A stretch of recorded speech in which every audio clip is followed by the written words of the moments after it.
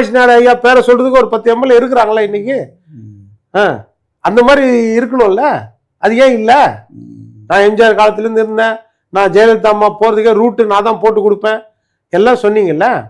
அப்போ இன்னும் அவர் கூட ஒரு 10 மாவட்ட செயலாளர்கள் ராஜினாமா பண்ணி போயிருக்கணும்ல. அது பண்ணல. அப்புறம் அதுதான் எந்த செல்வ அவரு இப்ப தொகுதியில கோபியில பட்டாசு வெடிச்சு கொண்டாடுறாங்க. ஆமா. அப்புறம் கண்ணு எப்பயுமே ஒரு எதிரிங்கிறவன் கூடயே இருப்பான் சார்.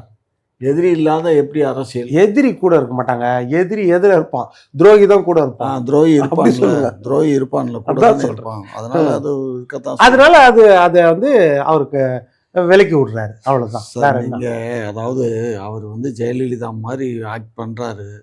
அது எந்த அளவுக்குங்கிறத வந்து 26 தேர்தலில் தான் நம்ம பார்க்க இயலும். இப்போ வந்து அவர் மட்டும், அவரும் பாரதிய ஜனதா கட்சியும் 2 பேரும் உங்கள் தமாக